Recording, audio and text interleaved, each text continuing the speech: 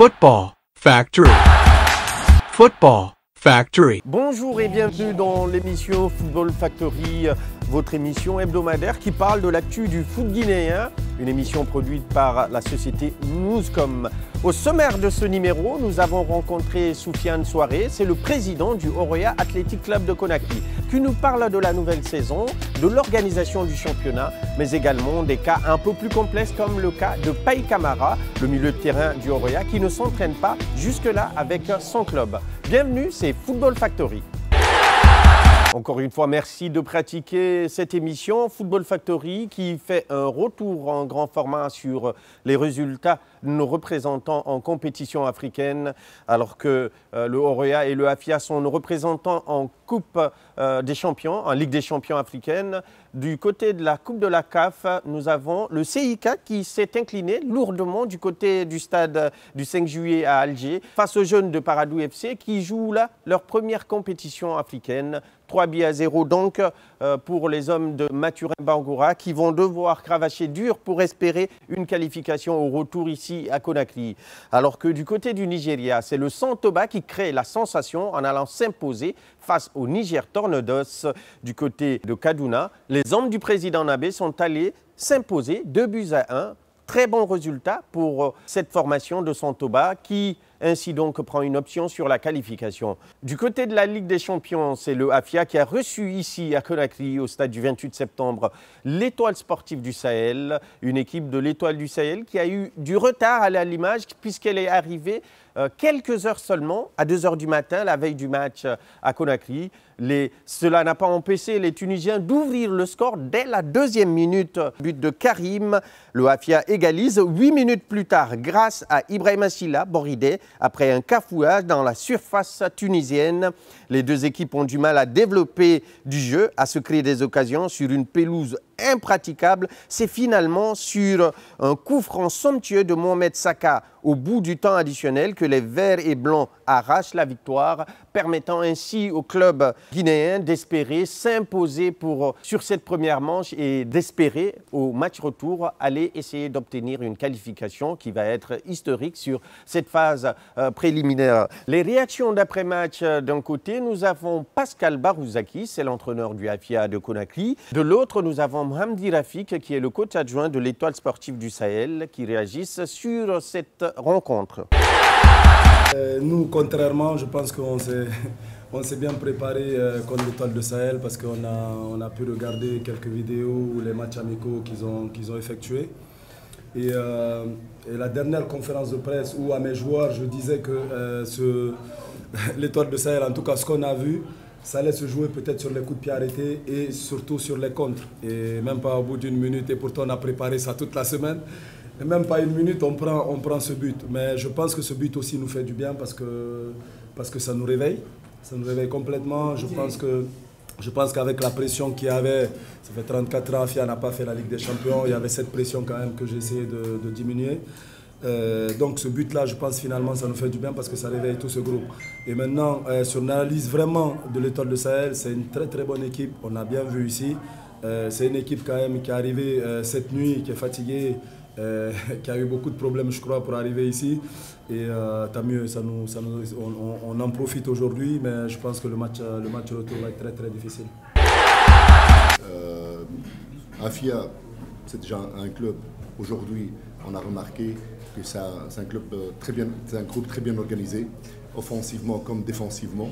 On a vu des lacunes, on a vu quelques faiblesses, mais globalement, ils étaient là. Ils ont pu égaliser dès la première mi-temps et la deuxième mi-temps, quand même, ils ont eu 2-3 occasions, dont l'arrêt ou bien le parade de notre gardien et le deuxième but à la dernière minute. Ça nous servira de leçon pour bien préparer notre match en phase retour. La pelouse du stade du 28 septembre n'était pas la meilleure pour pratiquer du football. Les deux entraîneurs et techniciens se plaignent de cette pelouse. Au micro de nos envoyés spéciaux au stade du 28 septembre. On a été là comme Afia aussi. Ce qui n'a pas fonctionné, c'est vraiment la concentration devant le but, parce qu'on a eu quand même 2 occasions, on pouvait plier le résultat du match. Ce qui n'a pas aussi fonctionné, c'est que une chose très importante, Ici, en Tunisie, on n'a pas l'habitude, c'est très rarement que ça nous arrive de jouer dans des conditions comme les conditions d'aujourd'hui, je parle de l'état de pelouse. Mais on n'a pas pu, surtout un point très important que j'espère que je peux répondre convenablement à votre question, c'est qu'on n'a pas pu mettre notre rythme de jeu. Maintenant, le baisse de physique, c'est vrai que là, voilà, on reprend, il n'y a pas de championnat, il n'y a rien, et le terrain, il a plu toute la journée, le terrain est gras, et voilà, donc physiquement, c'est sûr qu'on a un peu accusé le coup, parce qu'on n'a pas de compétition dans les jambes. Maintenant, préparez bien ce match retour, c'est tout. Du côté de Bamako, où l'Orea a fait un bref déplacement d'1h10 en avion, se trouve que les champions de Guinée en titre n'ont pas su s'imposer malgré une ouverture du score à la 54e par Godfrey Assanté, consécutif à un coup franc. Les Maliens reviendront dans la partie, en toute fin de partie, sur un but de Moussa Konaté à la 88e minute, contrarier un peu plus les plans de Didier Darossa Gomez, le coach de cette équipe de Matam, qui n'était pas au mieux de sa forme sur cette rencontre, espérant qu'au retour à Conakry, dans 2 semaines, que cette formation de Matam va dérouler pour passer le tour suivant. Avant le début de la Ligue des Champions, nos équipes ont rencontré Soufiane Souaré, c'est le président du Orea Athletic Club de Conakry. Avec lui, on a abordé la nouvelle saison du club, les recrutements, mais également des questions sociales comme celle concernant l'ancien gardien, en tout cas le gardien blessé, Khadim Diaye, opéré avec succès, qui est en train de faire sa rééducation, mais également un cas un peu plus complexe, celui de Paye Camara, qui n'est toujours pas à l'entraînement. Une interview réalisée avec Alassane Diré Diallo et toute l'équipe de Newscom, c'était à l'hôtel Noum. Bonsoir, Monsieur Souaré. Bonsoir. Bienvenue dans cette interview, dans cet entretien en simultané avec Football Factory et Foot 224. Première question, quelles leçons vous tirez de la saison écoulée où l'Orea a fini champion de Guinée et avec un trophée de la Coupe nationale, donc un doublé réalisé? Bon, je dirais que c'est une saison plutôt positive qui s'est tirée de la saison passée dans le sens où nous avons quand même pu atteindre nos objectifs, dans le sens où nous avons été champions de Guinée, nous avons pu conserver nos titres sur le plan local. À cela s'ajoute la Coupe nationale et au niveau de l'Afrique, des compétitions africaines, au niveau de la Ligue des Champions notamment, nous avons atteint les quarts de finale de la Ligue des Champions. Donc je pense que c'est un bilan plutôt satisfaisant. Ce sont les objectifs que nous sommes fixés en début de saison. Et au-delà de cela, au niveau des compétitions africaines, la Ligue des Champions, qui est quand même l'objectif majeur du Orea Athletic Club, ça fait 2 années consécutives que le Orea arrive à se hisser, mais surtout au-delà de cela, à se maintenir à ce statut des quarts de finale. Donc c'est une progression, je pense que c'est assez significatif et je pense que c'est très positif pour la suite. Je rappelle, en Ligue des Champions, l'Orea s'est limité à un quart de finale, comme la saison qui a précédé, bien sûr, avec Victor Zvenka. Et là, il y avait donc Didier Gomez d'Aroja. Est-ce qu'on peut dire que cette élimination en Ligue des Champions au stade des quarts de finale reste la seule tache noire de la saison dernière? Bon, moi, je ne dirais pas une tache noire. La Ligue des Champions, comme vous le savez, c'est le très haut niveau. Ce sont des équipes de qualité. Ça fait maintenant 5 à 6 ans de cela que nous sommes aux affaires. Je pense que pour bâtir un club de cette dimension, parce que notre vision est quand même assez ambitieuse, d'ici les prochaines années, nous comptons vraiment être en tout cas un club assez important au niveau de l'Afrique de l'Ouest, même au niveau de l'Afrique. L'année dernière, le classement de la CAF l'a pu le confirmer, parce que l'Orea faisait partie en tout cas de ce top 10 des meilleurs clubs sur le plan continental. Je pense que c'est un gros travail qui a été abattu. Après, voilà, la Ligue des Champions, ça reste quand même la compétition la plus prestigieuse, la plus compétitive, avec énormément de joueurs de qualité. Car ici, au niveau des quarts de finale, en si peu de temps, 2 années consécutivement, je pense que ce sont des signes assez positifs. Après, il faut tirer des leçons de tout cela pour aller encore un peu plus haut les saisons suivantes. Et justement, quand vous parlez de tirer les leçons, cette rencontre retour ou bien ces quarts de finale ont été précédés par le départ de Patrice Neveu, qui était comme entraîneur du Oroya. Et il a été remplacé par Didier Gomes d'Arosa. Est-ce que cette élimination ne s'explique pas par l'arrivée d'un nouvel entraîneur qui ne s'était pas encore familiarisé avec son groupe? Non, je ne peux pas dire ça. Ça serait assez prématuré, dans le sens où c'était, je pense, son premier match. Après voilà, c'est toujours délicat. Pour un entraîneur qui vient dans ce contexte-là, à ce niveau de compétition, ce n'est pas facile. Maintenant, moi, je pense que Didier Gomes d'Arosa, il a toutes les armes nécessaires pour vraiment réaliser une très grande saison cette année. Et je pense que c'est cette année qu'on aura réellement l'occasion vraiment de jauger et de juger l'étendue de ses capacités. On va parler de Didier Gomes d'Arosa et cette nouvelle saison dans un instant. Pour l'instant, on reste sur la saison dernière avec cette blessure de Khadim Ndiaye. Aujourd'hui, comment il se porte? Quelles sont les nouvelles du Sénégalais? Khadim Ndiaye se porte plutôt bien. C'est vrai que nous avons été très attristés tous au vu de la blessure qu'il a eu à avoir. Ça n'a pas été facile, le contexte n'a pas été facile non plus, ça n'a pas été facile pour l'ensemble de l'effectif. Maintenant, voilà, je pense qu'on a su répondre assez rapidement. Khadim Ndiaye a été pris en charge par les autorités marocaines, que je profite d'ailleurs au passage à saluer, notamment le président de la fédération marocaine. Donc il a été opéré avec grand succès au niveau de son genou. Donc aujourd'hui, Khadim Ndiaye se porte beaucoup mieux. D'ailleurs, il était sur Conakry ces dernières semaines. Il a observé une période de convalescence. À la suite de cela, à l'heure où je vous parle, il observe une période de rééducation. Donc ça prendra beaucoup plus de temps que prévu. Je ne pense pas dans l'immédiat qu'on pourra l'avoir pour le début de saison, mais nous gardons quand même bon espoir à l'avoir d'ici la fin de la saison prochaine.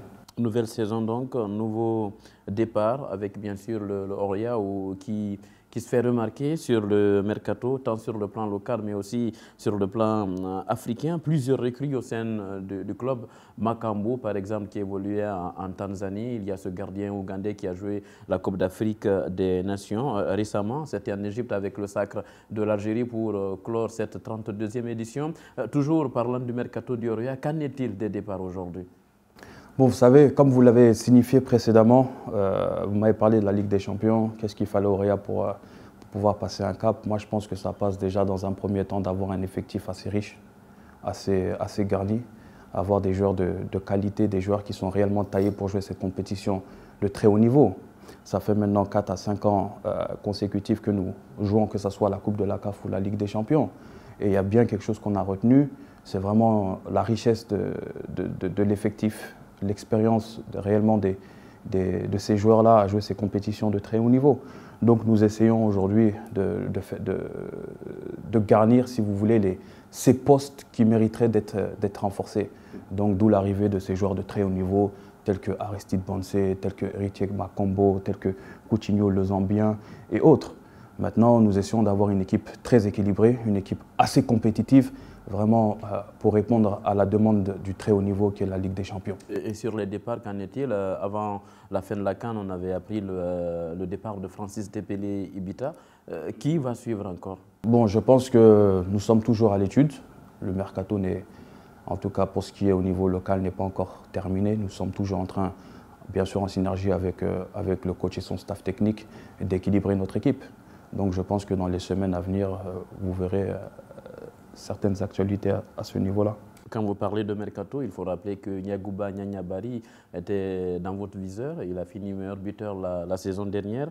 Mais finalement, ça n'a pas abouti. Qu'est-ce qui n'a pas fonctionné? Bon, vous savez, c'est un grand joueur. Je pense que c'est un joueur qui a énormément de talent. Je pense que c'est un joueur également qui a énormément d'avenir. Donc forcément, logiquement, convoité un peu de tous. Nous aurions vraiment aimé l'avoir au sein de notre effectif. Bon, malheureusement, ça n'a pas pu se faire pour X facteurs, d'ailleurs, que je ne peux pas dévoiler, mais cela dit, on lui souhaite quand même bonne chance pour la suite de sa carrière. Mais c'est vrai que c'est un joueur sur lequel on avait quand même beaucoup d'ambition pour la saison à venir. Sur le plan local, il y a eu Morlaï Silla, par exemple, qui a été recruté. Il était au club olympique de Koya. Sur Nyanyabari, qu'est-ce qui n'a pas marché? Qu'est-ce que l'Oroya a proposé? Bon, vous savez, ça, ce sont des informations que je ne peux pas réellement divulguer au sein des caméras. Mais cela dit, ce que je peux vous garantir, c'est que L'Oria a été intéressé, l'Oria a réellement fait le forcing pour pouvoir attirer ce joueur très talentueux au sein de notre équipe, mais ça n'a pas pu fonctionner. Pour X facteurs, c'est le football. C'est le football. On ne sait jamais ce qui peut arriver.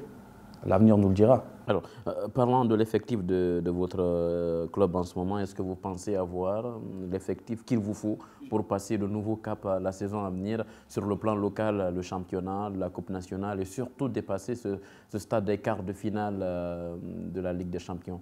Déjà, je pense que l'effectif est beaucoup plus riche.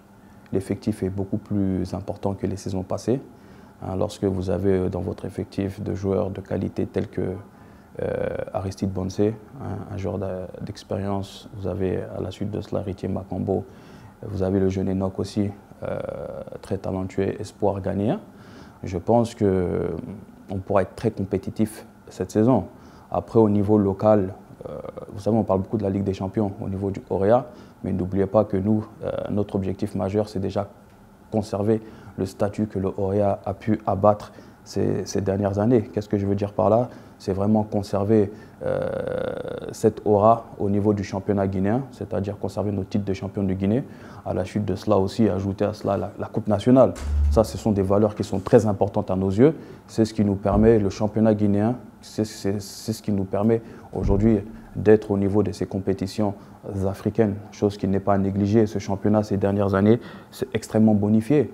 Notamment, j'en profite ici d'ailleurs pour remercier vraiment le travail que réalise aujourd'hui ces dernières saisons la Ligue de football professionnel, qui a pu propulser réellement le championnat local. Nous allons parler de la Ligue guinéenne de football professionnel et de l'organisation du championnat là-dessus dans les prochaines minutes. Mais pour l'instant, quelle est la mission assignée à Didier Gomes d'Arosa? La mission assignée à Didier Gomes d'Arosa, elle est très simple, que ce soit au niveau, déjà dans un premier temps au niveau local. C'est bien sûr conserver le titre que nous avons gagné la saison passée, donc être champion de Guinée. Ça, c'est indéniable pour un club de l'ossature qui est le Orea Athletic Club aujourd'hui. De deux, conserver aussi le titre au niveau de la Coupe nationale. Ça, ce sont les deux objectifs majeurs assignés à Didier Gomes d'Arosa. Maintenant, pour ce qui est de la Ligue des Champions, je lui ai signifié, le club lui a signifié qu'on aimerait aujourd'hui franchir un cap. Ça fait 2 années consécutives qu'on se bute au niveau des rangs des quarts de finale de cette compétition-là. Et aujourd'hui, les moyens, les ressources nécessaires ont été regroupés autour de cette structure-là, réellement pour pouvoir aller un peu plus haut. Et un peu plus haut, ce n'est rien d'autre que les demi-finales de la Ligue des Champions. La pré-saison du Orea avec des joueurs que nous n'avons pas vus, comme Abdoulaye Paye Camara, qui n'a pas encore repris les entraînements.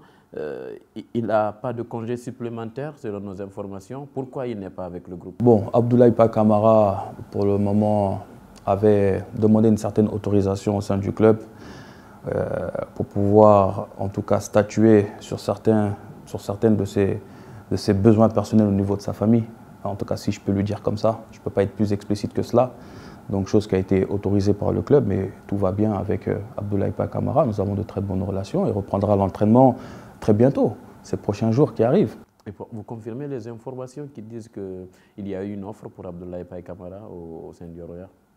À l'heure actuelle, je n'ai pas d'offre officielle sur ma table pour, en tout cas, Abdoulaye Paye Camara.